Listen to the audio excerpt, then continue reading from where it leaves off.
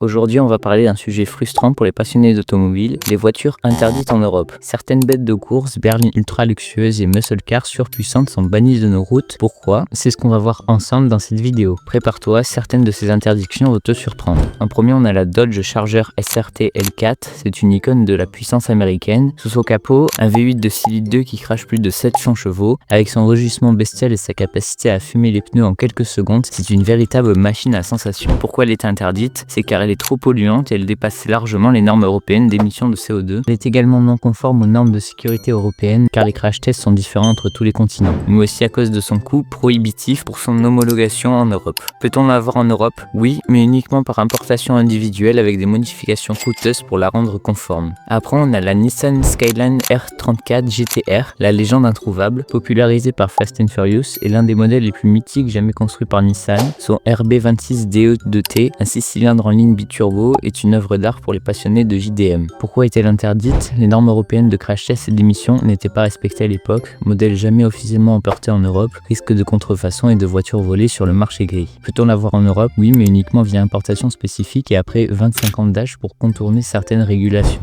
Après, nous avons la Toyota Century V12, l'ultra luxe japonais. La Toyota Century est un modèle inconnu pour beaucoup, mais c'est la limousine du Japon. Conçue pour les officiels et les PDG, elle embarque un V12 atmosphérique de 5 litres d'une douceur inégalable. Pourquoi est-ce qu'elle est interdite? Elle n'a jamais été importée officiellement en dehors du Japon. Elle a eu des problèmes d'homologation aux normes européennes de sécurité, un moteur trop polluant et une consommation excessive. Alors on peut encore l'avoir en Europe seulement via importation privée, mais ça reste compliqué à immatriculer quand même. Après, une voiture que vous connaissez sûrement, la Ford F-150 Raptor R. C'est un pick-up surpuissant destiné aux terrains les plus extrêmes. Il embarque un V8 de 700 chevaux capable de franchir les dunes comme un buggy tout en restant un monstre de route. Il a été interdit car elle est trop large pour les routes européennes, des normes de pollution européennes bien trop strictes et une homologation quasi impossible en raison de sa taille et de son poids. On peut encore l'avoir en Europe mais à un prix exorbitant avec des modifications importantes. Et pour finir, on a la Chevrolet Silverado HD. C'est un pick-up destiné aux gros travaux et aux routes américaines avec son V8 diesel de 6 litres 6 et son couple monstrueux. Il est conçu pour tracter des charges immenses. Il est interdit car il émet beaucoup trop de CO2, donc totalement incompatible avec les restrictions européennes. Sa taille pose des problèmes de circulation et de parking, mais aussi à cause des normes de sécurité différentes de celles de l'Europe.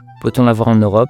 Oui, certains modèles sont apportés et modifiés, mais c'est encore extrêmement rare. Voilà, c'est tout pour cette vidéo des voitures interdites en Europe. Comme tu l'as vu, la plupart sont bannies à cause de normes écologiques et de sécurité, mais certaines peuvent quand même être importées sous certaines conditions. Et toi, laquelle de ces voitures aimerais-tu voir en Europe? Dis-le moi en commentaire, pense à liker, t'abonner et activer la cloche pour ne rien rater des prochaines vidéos. A très vite, c'était Vaslane.